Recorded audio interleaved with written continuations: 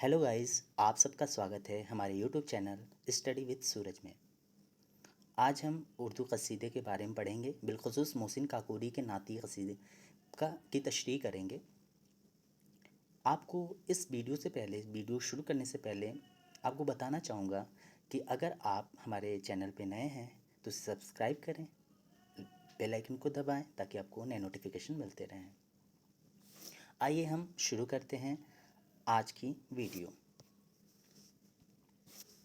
समत काशी से चला जानिबे मथुरा बादल, बर्क़ के कांधे पे लाती है सबा गंगा जल। घर में स्नान करें सरो कदाने गोकुल, जाके जमुना पे नहाना भी है एक तूले अमल। खबर उड़ती हुई आई है महाबन में अभी, कि चले आते हैं तीर्थ को हवा पर बादल। ये कसीदा मोहसिन काकोरी का नातिया कसीदा है और हिंदुस्तान की तमाम तर यूनिवर्सिटी के निसाब में शामिल है। और ये अपनी नौइयत का बिल्कुल तन्हा और बिल्कुल अकेला कसीदा है। ऐसे कसायद ना तो लिखे गए, ना तो इससे पहले लिखे गए, ना तो इसके बाद लिखे गए, क्योंकि ये कसीदा हिंदुस्तानी तनाज़ुम में लिखा गया और एक ऐसी तहज़ीब व सक़ाफ़त को पेश करता है जो मुश्तरका तहज़ीब है, जिसमें हम हिंदुस्तान की जो मुश्तरका तहज़ीब है उसकी झलक देखते हैं।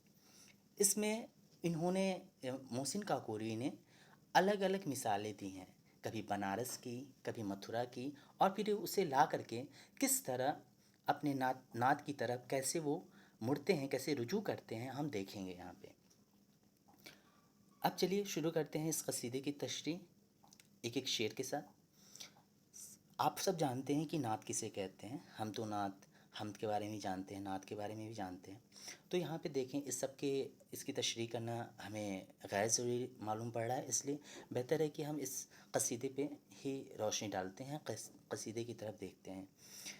समत काशी से चला जानिबे मथुरा बादल, बर्क़ के कांधे पे लाती है सबा गंगा जल। मोहसिन काकोरी कह रहे हैं कि समत काशी से यानी बनारस से, काशी बनारस का दूसरा नाम है, यानी काशी की दिशा से। समत मतलब होता है दिशा, डायरेक्शन, यानी काशी से यानी बनारस से चला जानिबे मथुरा बादल। जो बादल हैं वो बनारस से मथुरा की तरफ चले जा रहे हैं। यहाँ आपको बताना ज़रूरी है कि मथुरा और काशी ये दोनों बहुत ही मुक़द्दस जगह है, बिलखुसूस हिंदुस्तान में। हम सब जानते हैं कि मथुरा में कृष्ण जी का जन्म हुआ था और काशी बहुत ही तहज़ीब, एक हिंदुस्तानी आप समझ लीजिए तहज़ीब का मरकज़ है, जहाँ पे हिंदुओं के लिए पवित्र नगरी कहा जाता है जिसे। और खैर वहाँ पे तो आपको मुश्तरका तहज़ीब देखने को मिलेगी पूरी आबोताब के साथ। तो आप देखिए, सिमत काशी से चला जानिबे मथुरा बादल। शायर कह रहा है कि काशी से मथुरा की तरफ बादल बढ़ते चले जा रहे हैं। बर्क़ के कांधे पे लाती है सबा गंगा जल, और बर्क़ के कांधे पे, बर्क़ मतलब होता है बिजली, के कांधे पे लाती है सबा गंगा जल। सबा मतलब होता है पुरवाई हवा, वो हवा जो सुबह के समय चलती है। हिंदी में इसे मलय समीर कहते हैं या ब्रीज़ बोलते हैं इंग्लिश में, ठीक है। यानी वो हवाएं जो पहाड़ों की वादियाँ होती हैं, वहाँ पे सुबह के वक्त जो ठंडी खुशबू से मुअत्तर हवाएं चलती हैं, उन्हें सबा कहते हैं हम। लेकिन यहाँ मुराद पुरवाई हवा से है, जो पूरब की दिशा से चलती है, पूरब की तरफ से चलती है। तो ये कह रहा है कि बर्क़ के कांधे पे लाती है सबा गंगा जल। बर्क़ के कांधे यानी बिजली के कांधे पे जो सबा है वो गंगा जल लेकर के आ रही है। कहाँ? मथुरा जा रही है चढ़ाने के लिए। गंगा जल हिंदुओं में, बिलखुसूस हिंदू मुँह में एक पूजा के वक्त इस्तेमाल किया जाता है। जब परस्तिश करते हैं वो लोग, उस वक्त पवित्र करने के लिए किसी चीज़ को वो इस्तेमाल करते हैं। तो यहाँ पे वही कह रहा है, गंगा जल लेकर जा रही चढ़ाने के लिए। अक्सर चढ़ाने के लिए भी मंदिरों में लोग ले जाते हैं गंगा जल। तो वही कह रहा है कि जो वो अपने साथ क्या कर रहे हैं, वो हवाएं वो बर्क़ के कांधे पर, बिजली के कांधे पे गंगा जल लिए जा रही हैं। आगे बढ़ते हैं। कह रहा है शायर, घर में स्नान करे सरो कदाने गोकुल, जाके जमुना पे नहाना भी है एक तूले अमल। चूँकि ये पूरा कसीदा बरसात के मौसम में, बिलखुसूस आप सावन के मौसम में जब बारिश होती है उस वक्त का मंज़र पेश कर रहा है। और ये कसीदे का जो पहला हिस्सा है ये वही है जिसमें शायर जो है कसीदे का पहला हिस्सा जो है तशबीब होता है या नसीब उसे कहा जाता है, जिसमें शायर ऐसे मौजू पे बात करता है जिसका बराह रास्त कसीदे के असल मौजू से कोई ताल्लुक़ नहीं होता। तो यहाँ पे जो शायर है वही मंजर कशी कर रहा है बरसात के मौसम का, और तरह तरह की इस्तियारात, तरह तरह की तशबीहात का इस्तेमाल कर रहा है। शायर कह रहा है कि घर में स्नान करें सरो कदाने गोकुल। कह रहा है कि जो गोकुल की जो सरो कदाने, गोकुल से मुराद यहाँ पे जो गोकुल की जो गोपिकाएं हैं, जो गोपियां हैं, ठीक है, कृष्ण जिससे मोहब्बत किया करते थे, कहा जाता है ना कृष्ण की न जाने कितनी सैकड़ों, कितनी सौ गोपियां थी जिनसे वो मोहब्बत किया करते थे। तो वही कह रहा है कि वो अक्सर जाते थे पहले जमुना के किनारे, जब वो नहाने जाती थी तो कृष्ण उनके कपड़े चुरा लिया करते थे, बहुत तंग किया करते थे, बहुत नटखट मिजाज के थे वो। तो वहीं पे शायर यहाँ पे कहना चाह रहा है कि अब जो सरो कदाने, या सरो एक दरख्त दरख्त होता है, बहुत ही लंबा होता है, खूबसूरत सफ़ेद रंग का। तो अक्सर शायर महबूब अपने महबूबा की जो लंबाई है उसकी, उससे कंपैरिजन करते हैं सरों के दरख्त से। तो यहाँ पे सरो कदाने गोकुल से जो खूबसूरत जो गोपियाँ हैं, जो लंबे कद वाली गोपियाँ हैं, उनसे मुराद लिया गया है। तो ये कह रहा है कि अब वो सब घर में ही स्नान करें। स्नान मतलब नहा रही हैं, घर में ही स्नान कर रही हैं। आप देख सकते हैं इसमें कि किस तरह शायर ने ऐसे अल्फाज का इस्तेमाल किया है जो हिंदवी हैं, बिल्कुल बिल्कुल खालिस हिंदवी हैं, ठीक है।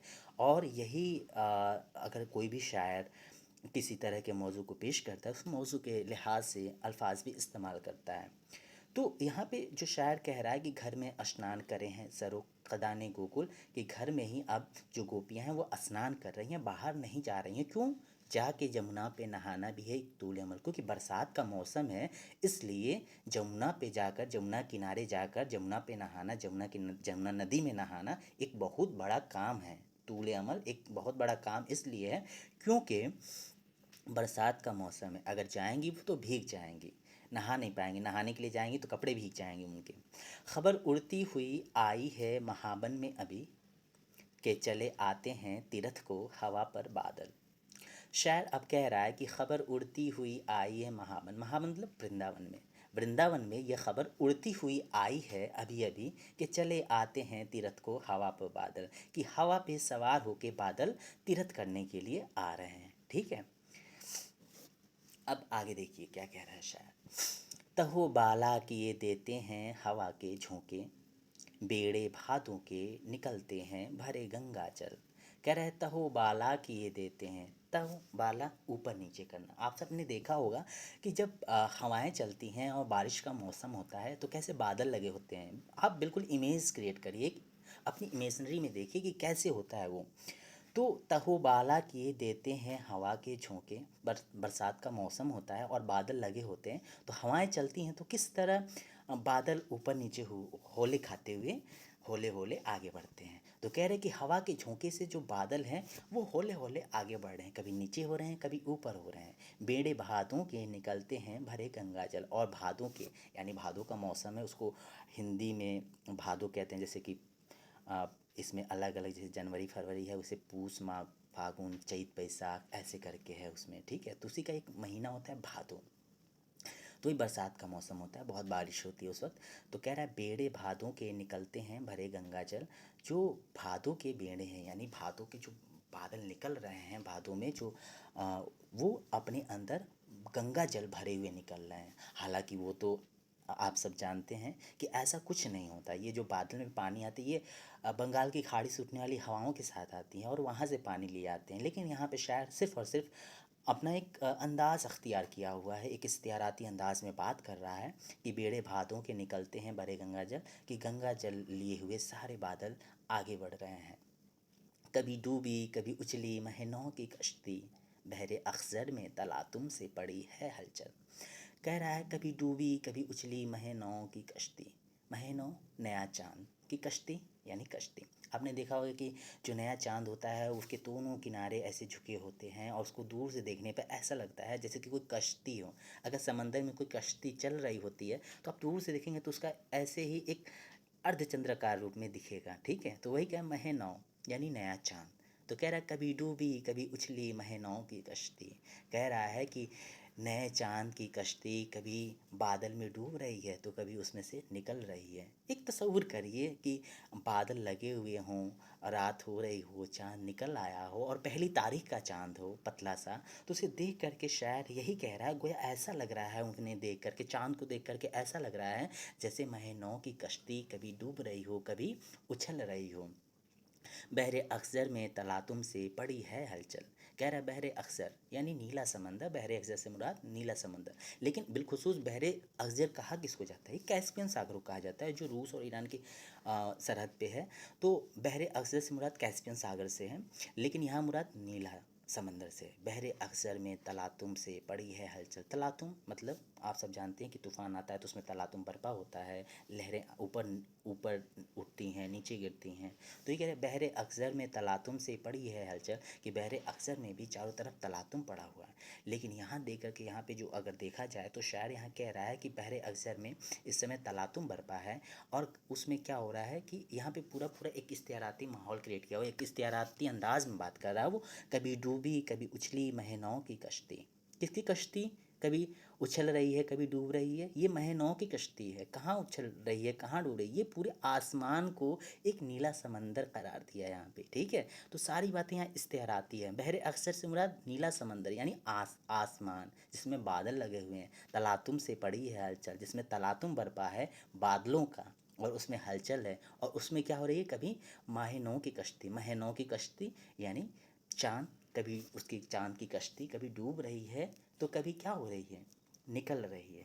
तो यहाँ मुराद बहरे अफ़ज़ल से आसमान है, ना कि नीला समंदर, ठीक है। तो नीला समंदर कैस्पियन सागर नहीं है, तो ये बहरे अफ़ज़ल से मुराद नीला समंदर होता है, लेकिन यहाँ आसमान को शायर ने नीला समंदर करार दिया है, ठीक है। आगे देखिए, शबे दहजूर अंधेरे में है बादल के नेहा। शबे दहजूर, दीजूर लफ्ज़ तीजूर है, ठीक है। शबे दीजूर से मुराद है अमावस की रात, जब चाँद नहीं होता, ठीक है। जब चाँद नहीं होता, पूरी रात बिल्कुल अंधेरी होती है, काली घटा छाई हुई हो, अंधेरी रात हो, तो आप समझ सकते हैं कि तारीकी किस हद तक होगी, तारीकी का क्या कंडीशन होगा। तो शबे दीजूर अंधेरे में है बादल के नेहा, लैला महमिल में है डाले हुए मुँह पर आँचल।